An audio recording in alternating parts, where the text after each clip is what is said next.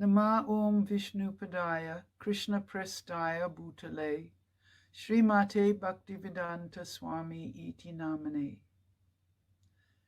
Namaste Saraswati Devi Gauravani Pracharane Nirvisesha Sunyavadi Paskatya Deshatarane.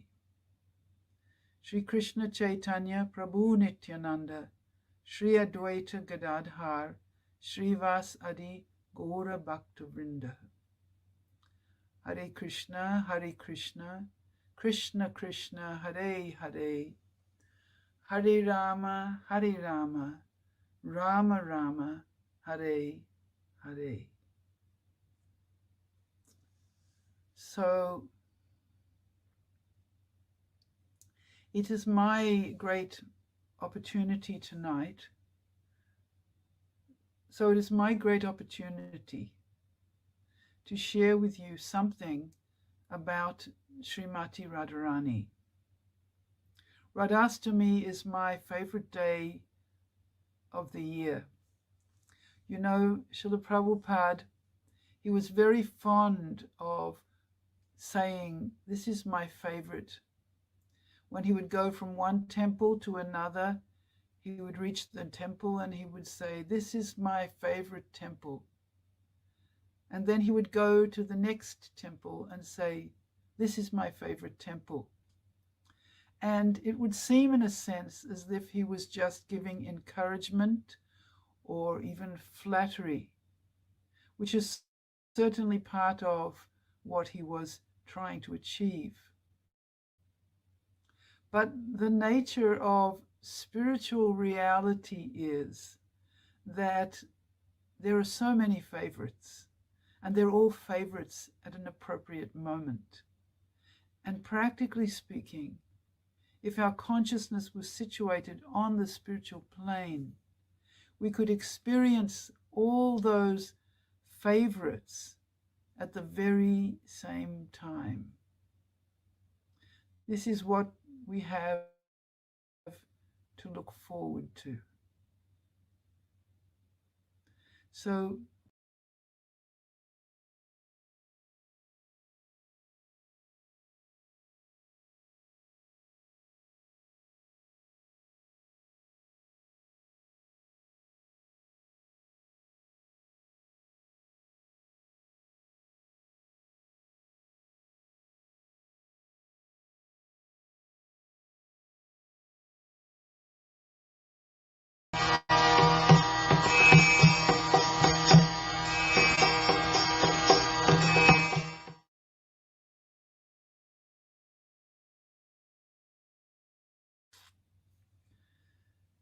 Nama Om Vishnupadaya Krishna Prestaya Bhutale Srimati Bhaktivedanta Swami Iti Namane.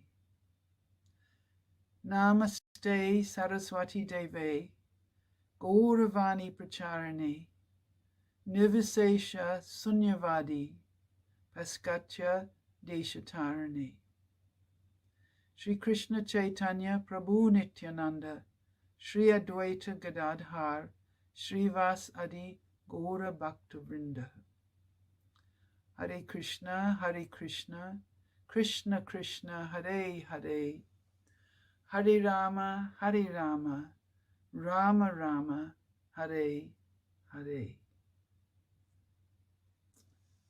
So, it is my great opportunity tonight. So it is my great opportunity to share with you something about Srimati Radharani. Radhastami is my favorite day of the year. You know, Srila Prabhupada, he was very fond of saying, this is my favorite. When he would go from one temple to another, he would reach the temple and he would say, this is my favorite temple. And then he would go to the next temple and say, this is my favorite temple. And it would seem in a sense as if he was just giving encouragement or even flattery, which is certainly part of what he was trying to achieve. But the nature of spiritual reality is that there are so many favorites, and they're all favorites at an appropriate moment. And practically speaking, if our consciousness was situated on the spiritual plane, we could experience all those favorites at the very same time. This is what we have to look forward to. So let me speak a little bit using Srila Prabhupada's purport or introduction to the Chaitanya Charitamrita as our praman, or our solid source of knowledge. You see, we all have our own experiences, spiritual and also non-spiritual. And so we can draw on them and find value in them if they can be made or understood to be parallel with some authentic Vedic principle or teaching. If we can find something in the Srimad Bhagavatam and then we correlate it with our own experience, that's the way that we integrate subjectivity and transcendental theology into the same thing. So let me read, and we can share. I will speak a little bit as we proceed. Instead of being attracted by material beauty, Srila Prabhupada is saying, if one is accustomed to being attracted by the beauty of Radha and Krishna, then the statement of Bhagavad Gita, Param Dristvam Nivartante, holds true. When one is attracted by the transcendental beauty of Radha and Krishna, he is no longer attracted by material feminine beauty. This is the special significance of Radha Krishna worship. So this was something that Srila Prabhupada told us in the very early days, that if we worshipped Radha and Krishna, our yearning for sensual enjoyment in this world would be reduced, ultimately to nil. And I remember in those days thinking that it wasn't working. At least it wasn't working for me. And I assumed, therefore, that it probably wasn't working for others as well. And I can only say that after many years of practicing Krishna consciousness, that it does work. It does work. But one has to put effort in as well. We tend to come from a culture that expects immediate results. If we have some pain in our body, if we have some difficulty, we expect that we should take a medicine and it should be gone immediately, gone completely. But actually, it doesn't always work like that. So if one becomes attracted to Radha and Krishna's beautiful pastimes, it gradually lowers the temperature of our passion for this world and its pleasures, or so-called pleasures. When one is attracted by Madan Mohan and the beauty of Krishna with his consorts, then the shackles of conditional life, namely the beauty of a material woman, cannot attract one. So we would like, as ladies, to be attractive It's natural. Woman is naturally meant to be attractive. And man is meant to be attracted also to the feminine aspect. So when we divert our attention to the beauty of Radha and Krishna, then we feel a satisfaction that is not present in the interactions between men and women trying their best to enjoy each other. Prabhupada continues. This brings up the question of who Srimati Radharani is and what Radha and Krishna is. Actually, Radha and Krishna is an exchange of love, but not ordinary love. Krishna has immense potencies, of which three are principal. So here again, when we hear about Krishna, we hear that he has unlimited potencies. We ourselves even are part of his potency, just like the sun has its own orbit, it has its own position in the sky, and then the light of the sun radiates everywhere. So similarly, Krishna's potencies radiate everywhere. But of the three, they are his internal, his external, and his marginal potency. In the internal potency, there are three divisions, namely Samvit, Ladini, and Sandini. So these three of his spiritual potency are the aspects which altogether combined are Krishna. And when he chooses to enjoy, he separates into three. He separates eternally, actually. So Radha, Krishna, and Balaram. These are the personifications of Krishna's three energies. The Ladini potency is Krishna's pleasure potency. Now, Prabhupada tells us something that I found when I read this for the first time many, many years ago. It really fascinated me. Prabhupada says that all living entities have this pleasure-seeking potency. For all living beings are trying to have pleasure. Now, the thing that struck me was that we also have a pleasure potency. Being infinitesimal parts of Krishna, we also have a potency, an ability to enjoy.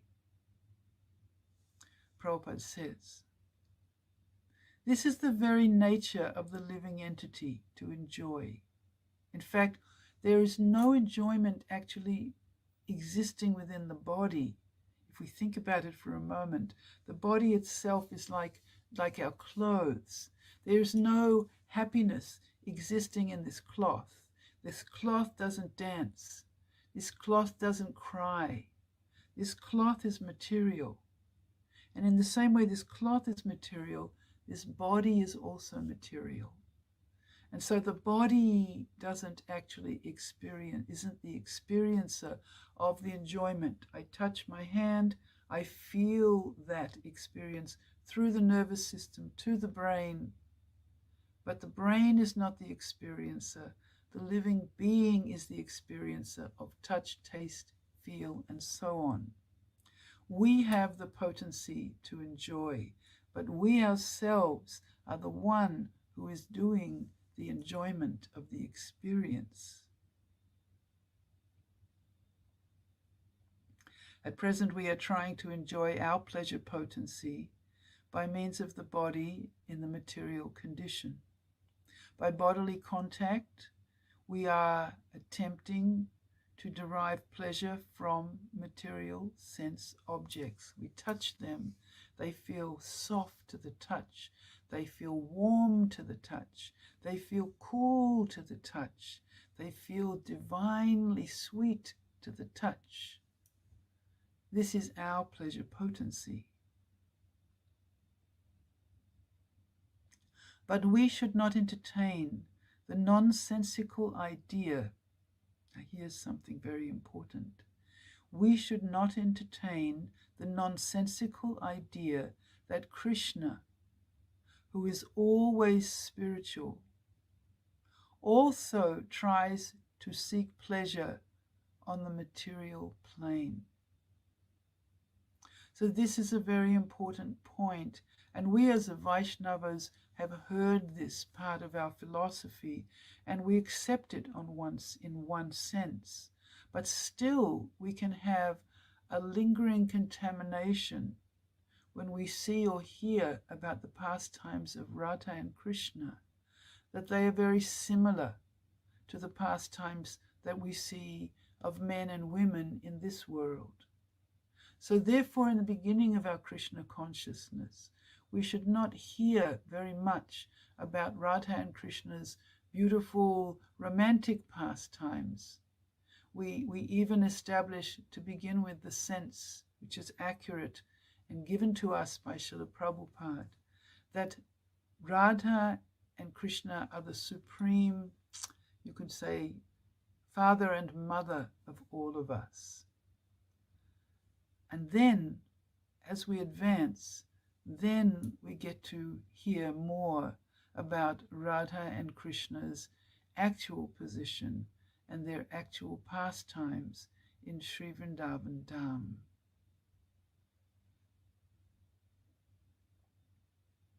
In the Bhagavad Gita, Krishna describes the material universe as a non-permanent place of all miseries. So why would he try to enjoy it? He's already affirmed that it is not a nice place. It is not a place where we're meant to stay even. It's definitely not our home. Have you thought, have you pondered the fact that time is always running? And once upon a time, some of us had young bodies which we thought were quite attractive. And now those bodies have become old. And soon they will be no longer inhabitable. And we will either be so fortunate as to return to Krishna's abode, or we will accept another body and we will go again through this cycle of birth, growth, middle age, old age, and then death. So Krishna considers this cycle of birth and death to be actually an incredible imposition on the pure, eternal, spiritual soul's consciousness. But we are so acclimatized to it that we don't feel that discomfort, or we do feel it, but we don't think of it in that absolute way. So why would Krishna try to enjoy a place of non-permanence? Krishna describes the material universe as a non-permanent place full of miseries. So why then would he seek pleasure in matter? He is the Supersoul, the Supreme Spirit, and his pleasure is beyond the material conception. So Prabhupada continues, he says, to learn how Krishna enjoys pleasure, we say he doesn't enjoy pleasure like we do, by touching and enjoying the things that satisfy our body, our taste, our hearing, our sense of smell. He doesn't enjoy like that. So how does he enjoy? Prabhupada says, to learn how Krishna enjoys pleasure, we must study the first 9 cantos of Srimad Bhagavatam. And then we should study the 10th canto, in which Krishna's pleasure potency is displayed in his pastimes with Radharani and the damsels of Braj. Unfortunately, he says, unfortunately, unintelligent people turn at once to the sports of Krishna in the Dasama Skanda, in the 10th canto. And they read about how Krishna is embracing Radharani, or he is dancing with the girls in the Rasa Leela. And they, generally ordinary men, they consider these pastimes in the light of mundane lust or sensuality. And it's true, even we struggle to think about something transcendental to this world. What to speak of those who are totally immersed in this world as everything, as their place of everything. They're immersed even in their phone as everything. What to speak of being able to realize that beyond this world exists another plane of existence, of transcendental existence, in which everything, Radha, Krishna, and their relationship, everything that they do is directed and inspired and powered by pure transcendental love.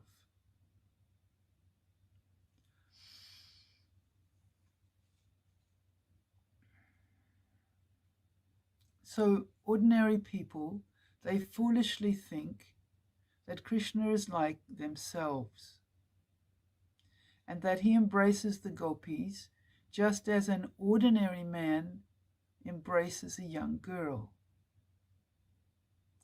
Some people thus become interested in Krishna because they think that his religion allows indulgence in sex. I once read an article written by a well-known politician who I didn't know, an Indian politician, a lady, who spoke about her unfaithfulness in her married life and referenced the example of Radha and Krishna as supremely unfaithful personalities to whom she could identify and follow. So this is the reason that when Srila Prabhupada would speak of Radha and Krishna, even to his young, dedicated devotees, he would speak mostly philosophically, and then allow them to enter into the sweetness of Radha and Krishna's pastimes once they had a good solid basis of proper understanding. Once Srila Prabhupada said that religion, if you leave away the philosophy, if you only hear the stories, then gradually you will forget it. Because there are stories everywhere, stories of this and stories of that. But it is the philosophy, the theology, that makes up Gaudiya Vaishnavism. So Prabhupada says to avoid such errors, we should understand actually what Radha and Krishna are. They display their pastimes through Krishna's internal energy. The pleasure potency of Krishna's internal energy is a most difficult subject matter.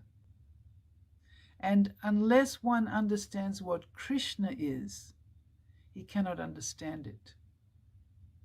Krishna does not take any pleasure in the material world, but he has a pleasure potency.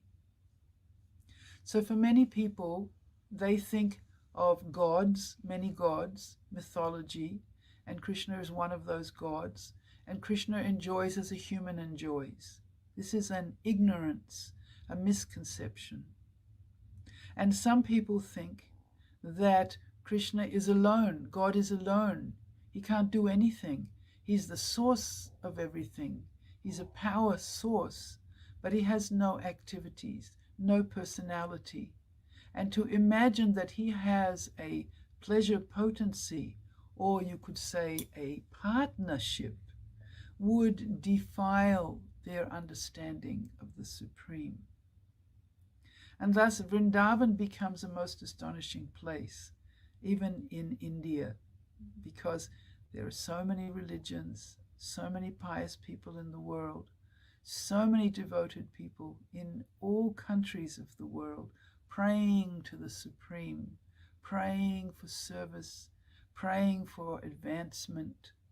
This is not something that only we do, but the world of religious spiritual people does that. But what we have as most extraordinary, is this concept of the Supreme Personality and his pleasure potency. Because we are part and parcel of Krishna, the pleasure potency is within us also, but we are trying to exhibit that potency in matter. Krishna, however, does not make such a vain attempt.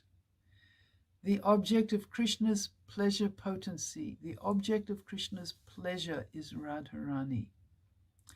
Krishna exhibits his potency as Radharani, and then he engages in loving affairs with her.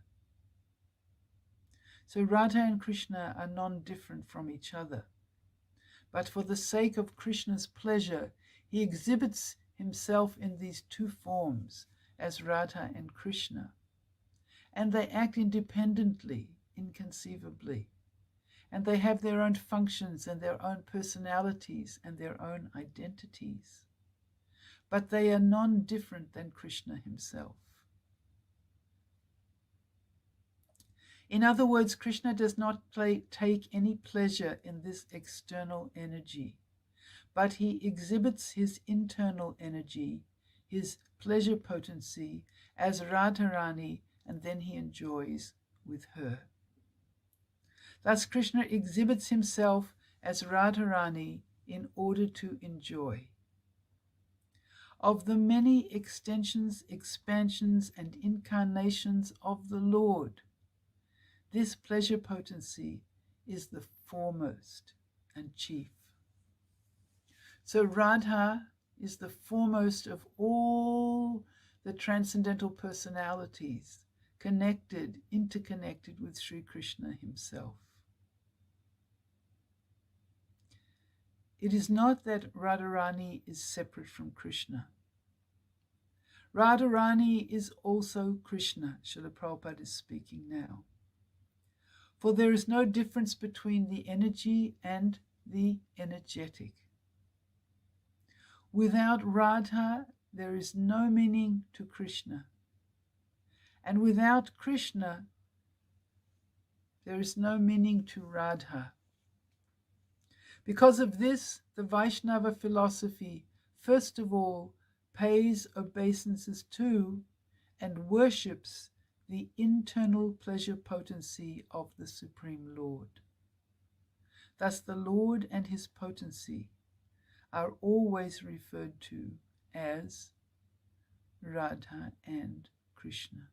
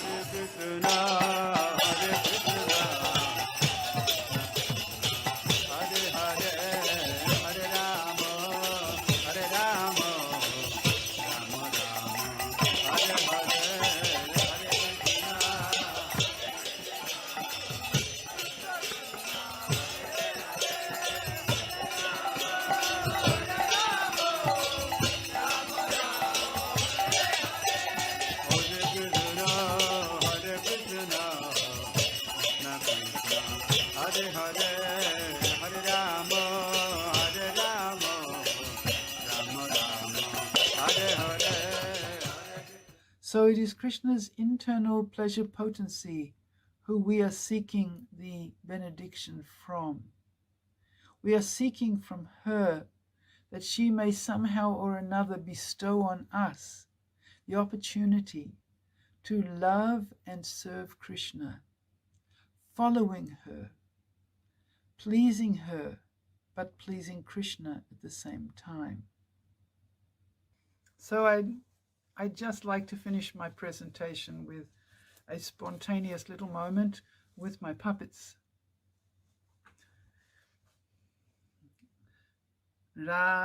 Radhe Jaya Jaya Madhava Daite Gokula Taruni Mandala Mohite Radhe Jaya Jaya Madhava Daite Gokula Taruni Mandala Mohite Damodar Rati Vardhana Veshe Hari Niskuta Vrinda Vipineshe Radhe Jaya Jaya Madhava Daite Gokula Taruni